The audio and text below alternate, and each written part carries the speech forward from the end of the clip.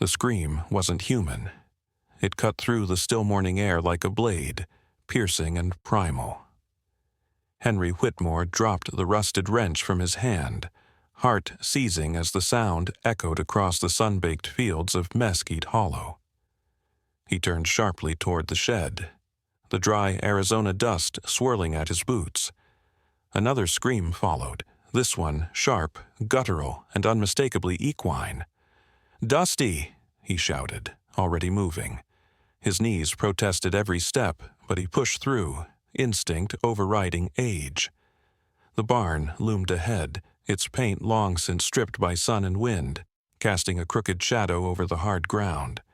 And there, just beyond it, in a cloud of buzzing chaos, Dusty thrashed. The Grullo gelding reared and kicked, his sleek body all but invisible beneath the churning mass of bees. They clung to his face, his mane, his legs, an angry, undulating black and gold blanket. His hooves tore at the ground, panic-fueled muscle fighting against pain and poison. Henry froze, breath caught somewhere between rage and fear. His gut told him what his mind couldn't yet grasp. This wasn't a random attack. Something had stirred the hive into a fury. But why Dusty? Why now? Behind him, a door slammed. "Dusty!" Lila's voice rang out, too small to carry the weight of the moment. "Lila, no!" Henry turned, horrified.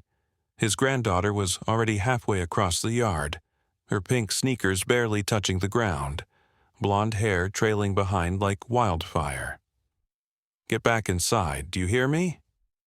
She didn't answer. She didn't even slow down. The garden hose lay coiled like a snake near the fence line. Lila skidded beside it, hands fumbling with the spigot. Water hissed to life with a metallic groan, and she swung the hose with more determination than strength, aiming the stream at Dusty's legs. The water barely dented the swarm, but it was enough to startle some of the bees, breaking their pattern, thinning the curtain that smothered the horse. "Lila, stop!" Henry was running now, lungs burning, every breath a curse against old age. "Get away from there! I have to help him!" she shouted, face flushed with heat and terror. "He's dying!" The next few seconds folded in on themselves. Henry reached them just as Lila dropped the hose, stumbling back. She swatted at her arms, her neck. Dusty, slick with foam and water, collapsed onto his knees, the whites of his eyes showing as his body began to tremble. And then Henry saw it. A sting. Then another. Bright red spots blooming across Lila's pale skin. Her breath hitched, her legs buckled. "Jesus, no, Lila!" He caught her as she went down, her face already puffing, eyes fluttering, throat pulling for air that wouldn't come. The EpiPen. Where the hell was it? The drawer, the kitchen. He had one in the house. Henry scooped her into his arms, his voice lost in a tangle of rage and desperation. Behind him, Dusty lay still, his chest rising in jerky, uneven heaves, bees still crawling across his flanks. He sprinted. Back through the yard, through the screen door that banged against the wall as he burst inside. His boots tracked blood and dust across the tile floor. The drawer stuck like it always did, but he yanked it open with a grunt and grabbed the pen. Lila's breathing was shallow now, lips tinged blue. "Hold on, baby girl," he whispered, plunging the injector into her thigh. "Come on, come on!" A choked gasp escaped her, and she twitched violently in his arms. Relief and panic warred in his chest. He couldn't wait. He grabbed the cordless phone, dialed 911, barked their address, then dropped it and bolted back outside. Dusty hadn't moved. Henry ran to the horse, crouching low despite the cloud of straggling bees still buzzing above. Dusty's head lifted slightly, then fell. His breaths were faint, uneven. Swollen welts covered his face and body.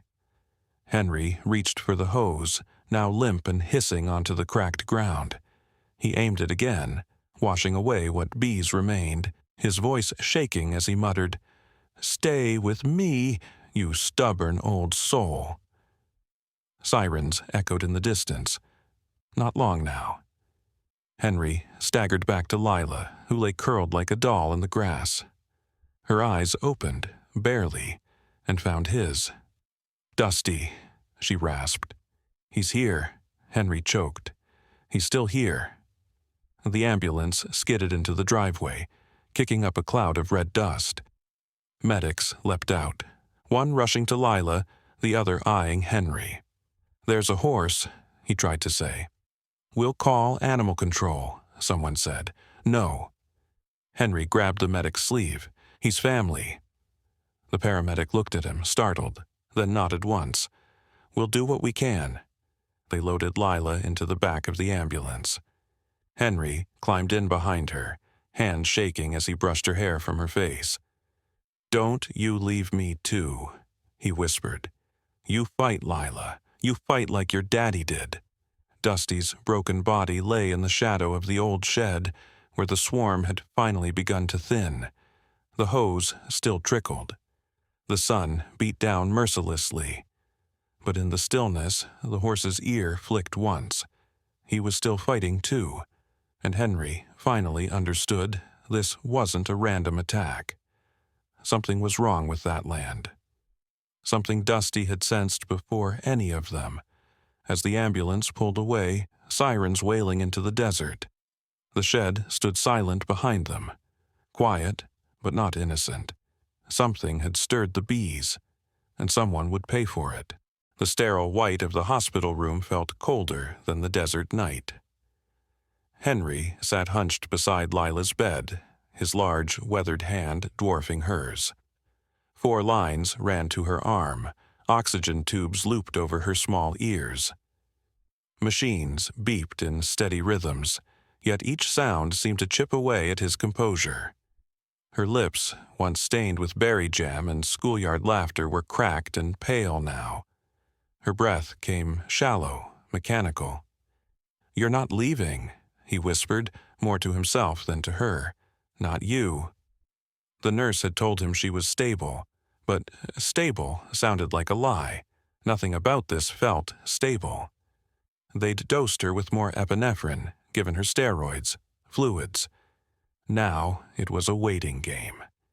Henry had survived firefights, deserts, and funerals.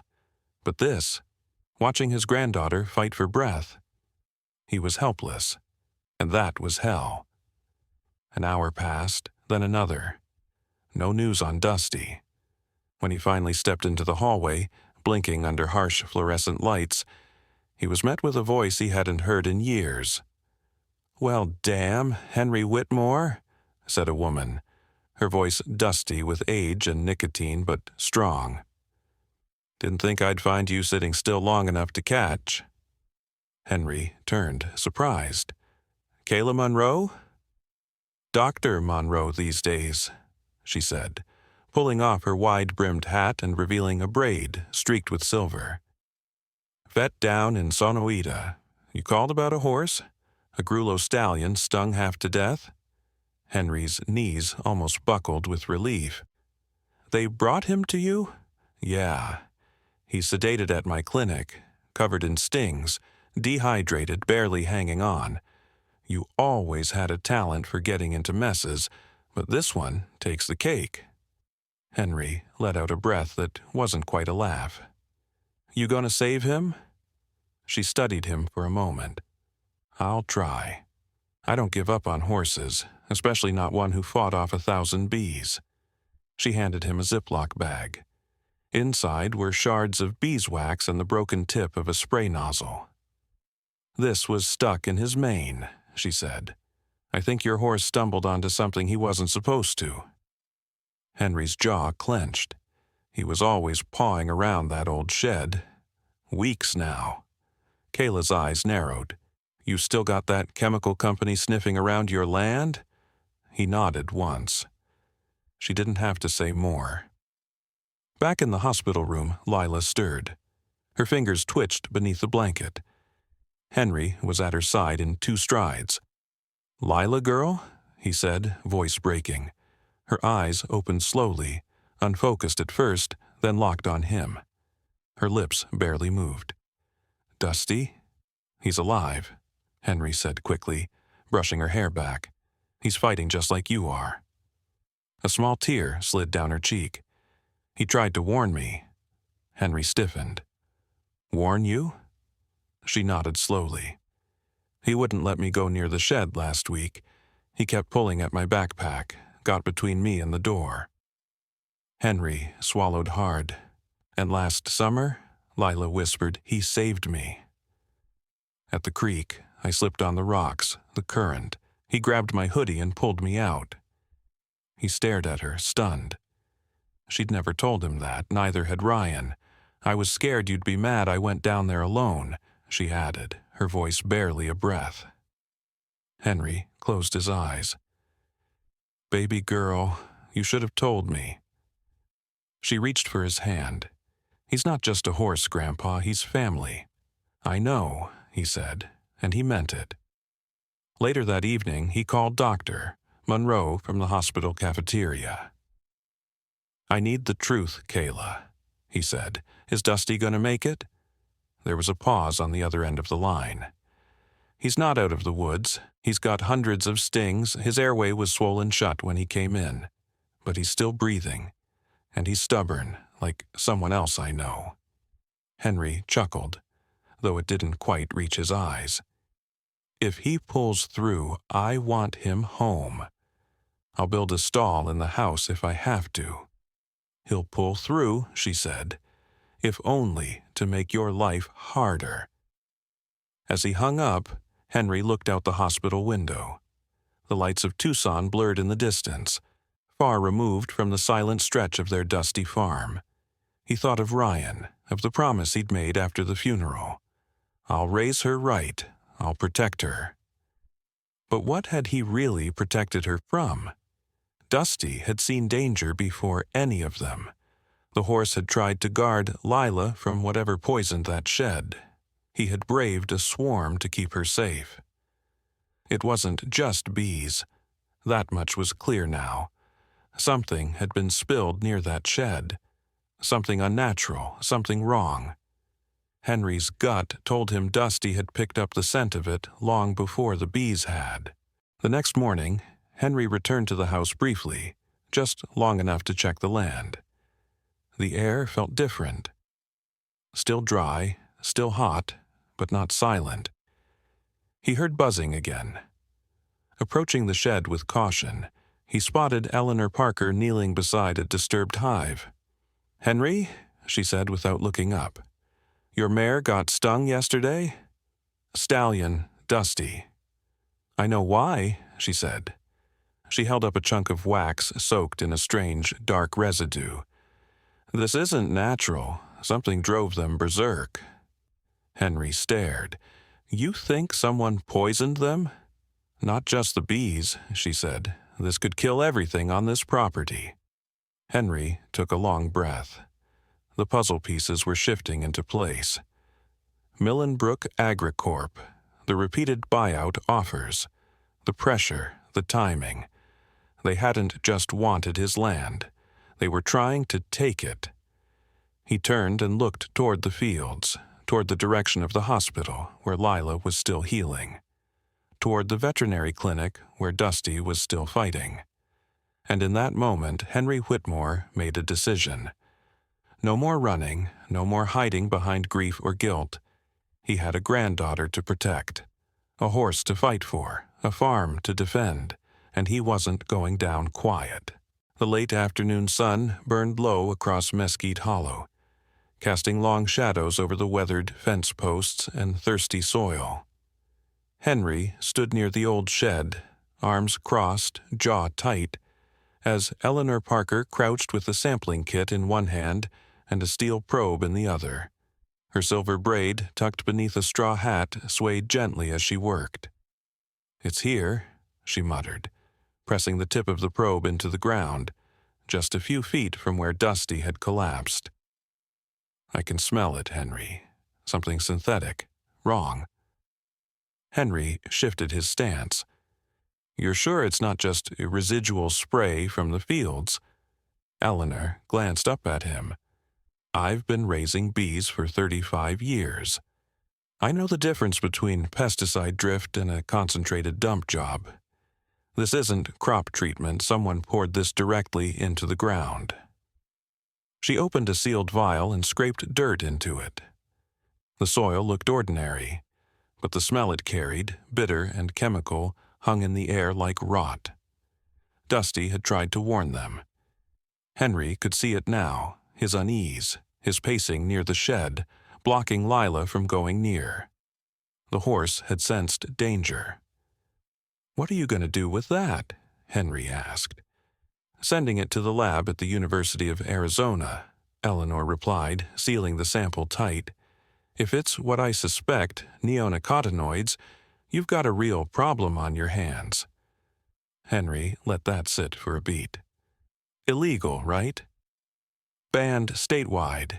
Even trace amounts can wipe out entire colonies. It wouldn't just drive bees into a frenzy.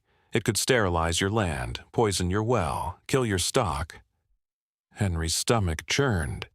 She added softly, "And it almost killed your granddaughter." Silence stretched between them, broken only by a breeze brushing the dry grass. Dusty had returned home the night before, weak but upright.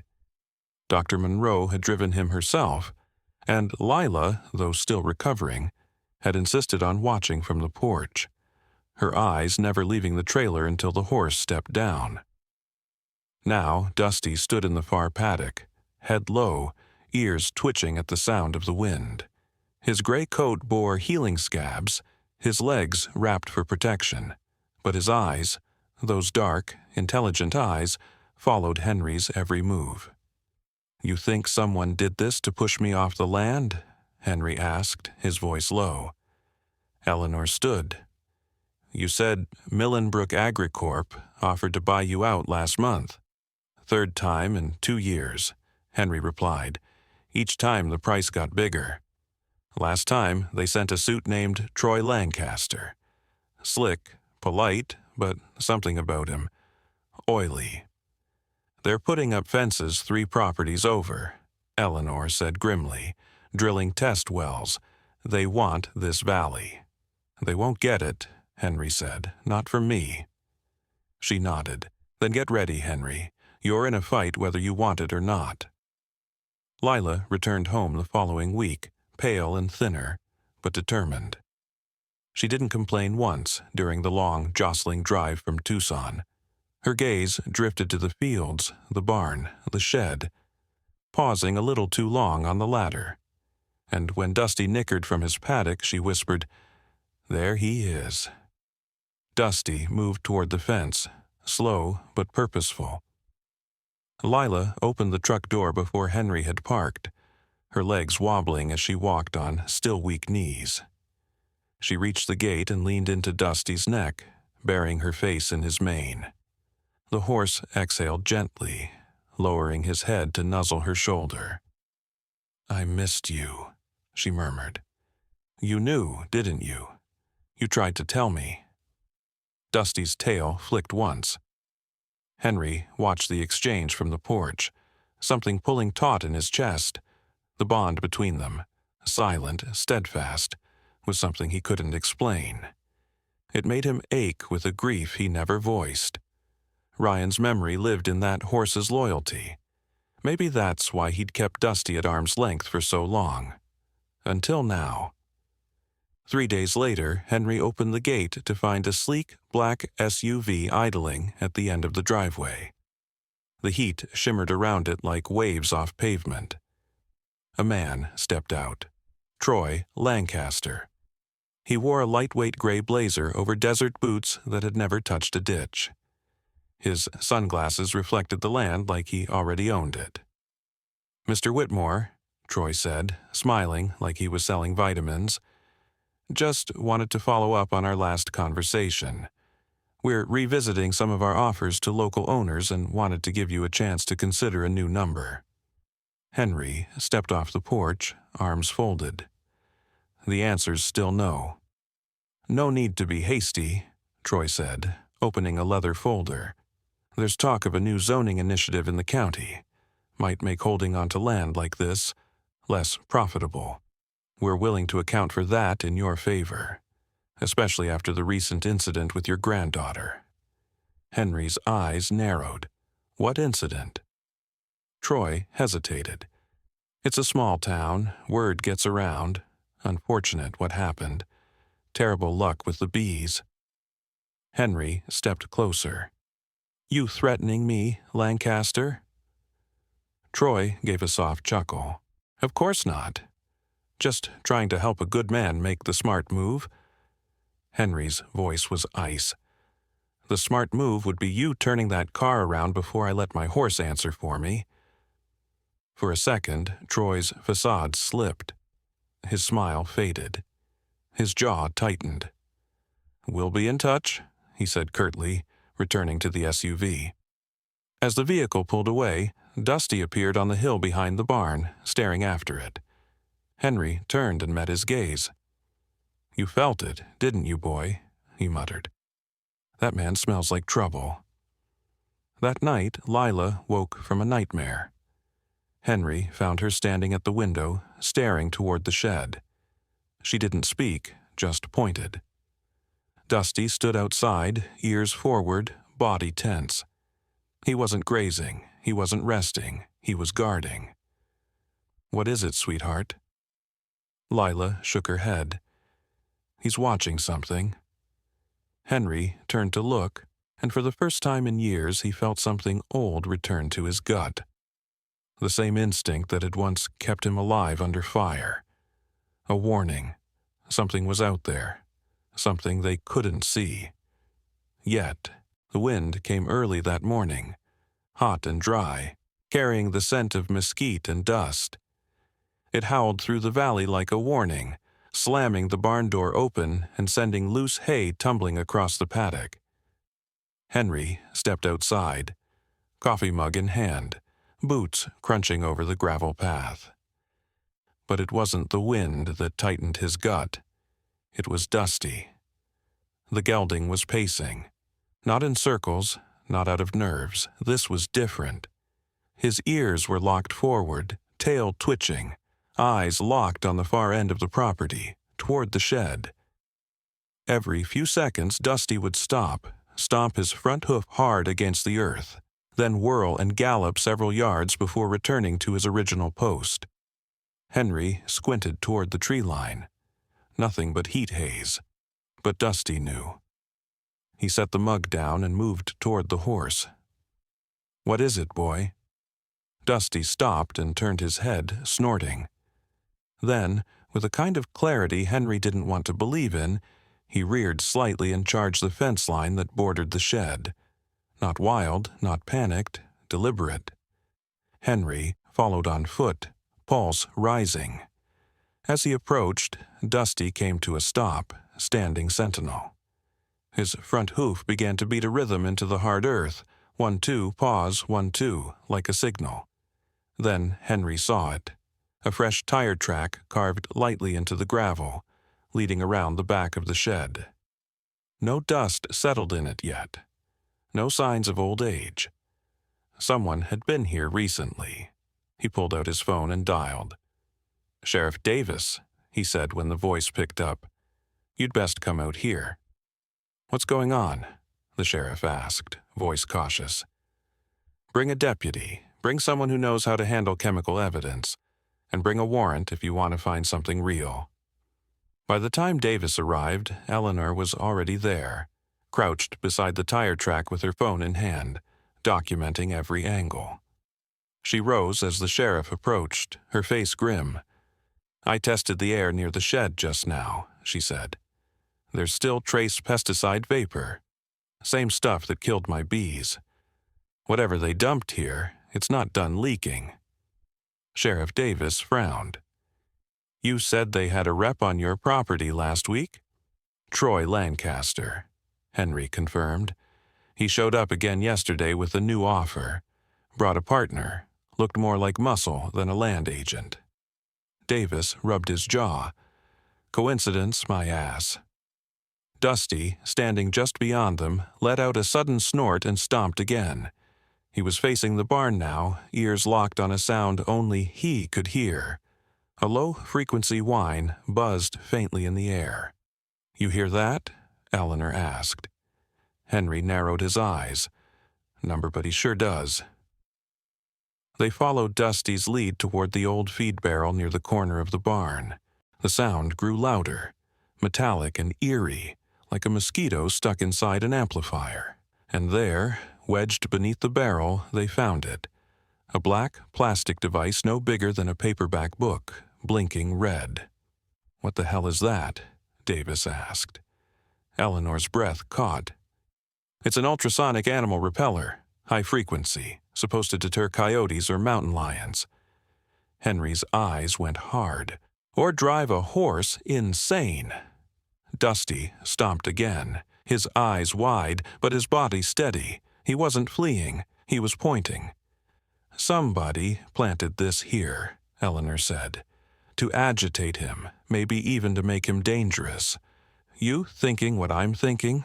Davis muttered. "Millenbrook wants a reason to discredit me," Henry said. "They poison my shed, drive my horse into a frenzy, then play the victim if he hurts someone. And if you can't manage the horse, maybe the ranch is too much for you." Eleanor nodded. "Fits their pattern." That evening, Dusty grew restless again, this time near dusk. Lila sat beside him in the paddock, gently brushing his mane while Henry watched from the porch. The girl had barely spoken all afternoon. She just stayed close to the horse, as if grounding him or herself. And then it happened. Another vehicle pulled into the driveway, dark, unmarked, tires crunching gravel without hurry. A man stepped out. Tall, pressed slacks, sleeves rolled. Sunglasses even though the sun had dipped below the ridge. Troy Lancaster. And behind him, the second man from before. Square-jawed, silent, clipboard tucked beneath one arm. Henry stepped off the porch slowly. "Evening," Troy called. "Thought I'd check in again. Maybe you've had time to reconsider?" "I told you to stay off my land," Henry said. "I'm here as a courtesy, and I'd advise you to listen," Troy replied, glancing around. "You've got sick animals, unstable property lines, and now chemical issues. Not exactly the picture of viability, Mr. Whitmore." Behind him, Dusty moved, not fast, not loud, just a steady, alert walk toward the shed. Then he stopped, ears trained on the second man, and then came the sound, not a whinny, not a snort, a strange, rhythmic grunt. 3 short exhales followed by a long one. A pattern. Lila stood slowly, her voice soft. "He's alerting." Troy frowned. "Alerting?" Henry stepped forward. He used to be a police horse. Chemical detection. Ryan trained him himself. That sound means he smells something. Dusty took a step forward, stretched out his neck, and pointed his nose toward the second man. Clipboard tucked tight to his chest. "What's in the folder?" Eleanor asked sharply. The man didn't answer. "Open it," Davis barked, stepping in. The man hesitated. Then slowly he peeled back the cover. Inside, satellite images, survey maps, and a folded piece of plastic wrap. Davis reached for it, slid it into an evidence bag. Eleanor sniffed the air. "That's it. That's the scent. That's the same compound from the soil." Dusty let out a final breath, lowered his head, and turned back toward Lila. Calm again. Mission complete. Davis stepped toward the man. "Sir, I'm going to need you to come with me." Lancaster raised his hands. "Now, wait just a minute." "No, you wait," Henry growled, stepping forward. "Your people poisoned my land. They tried to scare my horse into hurting someone, and my granddaughter almost died." Davis nodded to his deputy. "Cuff him." The deputy moved fast. Eleanor's camera clicked steadily, documenting it all. Dusty stood tall under the setting sun, the light glinting off the fading welts on his hide. Not a scarred animal anymore. A witness, a protector, a survivor. The wind over Mesquite Hollow had shifted. It no longer screamed through the valley in bitter gusts, but whispered across the fields, gentle and warm. Morning sunlight spilled over the roof of the Whitmore farmhouse, gilding the porch in gold. It was quiet now, healing quiet. Henry stood at the fence line, a steaming mug of coffee in one hand, the other resting against a new wooden post. The paddocks had been reinforced, new gates installed. The soil near the old shed had been dug out, treated, and left to breathe. He watched Dusty grazing in the soft light, his silver-gray coat catching hints of copper in the sun. No signs of the chaos remained, except for the faint patch of scar tissue along his flank. Behind Henry, the screen door creaked open. "She's up," Eleanor called softly. "Asked for apples. She deserves 'em," he said, setting the mug on the post. So did Dusty. Inside the house, the kitchen had transformed. What once felt like an aging man's bunker now hummed with life. Lila sat at the table with the sketchbook open, pencil in hand, her favorite pink cap tugged low over her eyes. Her cheeks were round again. Color had returned. But the fire in her eyes, that had never really left. "Is it today?" she asked. Henry nodded. "Folks are already setting up by the barn." Dusty's celebration. Not a parade, not a ceremony. Just neighbors, friends, reporters, and children from the county school district. People who had followed every word of the story that had spread far beyond the Arizona line. The horse who heard the bees. That's what the local news had dubbed him. And somehow the name stuck. Millenbrook AgriCorp had gone from smug to scorched earth in a matter of weeks. The arrest of Troy Lancaster and his associate had opened floodgates. Once the State Environmental Agency and the University of Arizona confirmed the contaminated soil, and Dusty's trained response was logged, more evidence came rolling in. Westland had paid off multiple contractors. Several other families came forward. Eventually, Millenbrook's licenses were suspended, their stock plummeted, and their CEO resigned for health reasons. Henry hadn't smiled during any of it, but he hadn't stopped watching Dusty. The horse's strength had returned, slowly but surely. He ate again, moved with power, and every morning he waited by Lila's window like clockwork. They belonged to each other now, no question. Later that afternoon, folks gathered under a canvas shade by the barn. Sheriff Davis shook hands with Eleanor, who had printed full-size photographs of the chemical stains and mounted them on easels. Dr. Monroe passed around cups of lemonade, and in the center of it all, Dusty stood quietly, wearing a handmade wreath of woven rope and dried wildflowers. Henry stepped up to the small wooden platform with a clipboard in his hand, but he didn't read from it. "I'm not much for speeches," he said, clearing his throat. "But I'll say this. I spent the last year thinking I'd already lost too much to give anything else. Turns out I was wrong." He paused, glancing at Dusty. "This horse saved my granddaughter's life. And in a way, he saved mine too. Reminded me what loyalty looks like. What paying attention means. He saw danger coming when the rest of us didn't. He tried to warn us. He fought, and he damn near died doing it." He looked at Lila, who stood beside Dusty with her hand resting on his withers. "We call him a hero now," Henry said. "But truth is, he always was. We just needed to listen." The crowd applauded, quiet, respectful. Dusty didn't flinch. After the speeches, the celebration softened into music and conversation. Kids lined up to feed Dusty carrot slices. Volunteers painted signs for the new project Eleanor and Henry had been organizing for weeks, a nonprofit called Ryan's Ridge, named for Lila's father. It would serve as both a therapeutic writing center and environmental education site. Dusty would be its ambassador. Lila drew the logo herself, a silhouette of a child resting against a tall horse beneath a honeybee's wings. That night, after the last folding chair was stacked and the cake long devoured, Henry sat on the porch beside Lila. The desert sky shimmered with stars. Dusty stood in the yard, head lowered, tail flicking softly, keeping watch. "Grandpa?" Lila asked. "Yeah, baby? You think Daddy saw everything?" Henry took a slow sip of coffee, staring at the horse. "I think he saw the most important parts." Lila leaned her head on his arm. "I think Dusty remembers him. I think Dusty never forgot." A breeze passed through the valley, lifting the wind chimes, rustling the trees.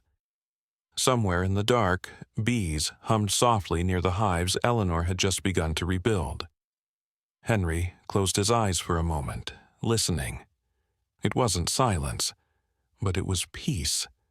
And for the first time in years, he believed they had a future. Not just because of the land, not because of the money or the justice finally served, but because a little girl and a brave old horse had reminded him that healing doesn't always come in words. Sometimes it comes in the quiet sound of hooves outside your door at dawn.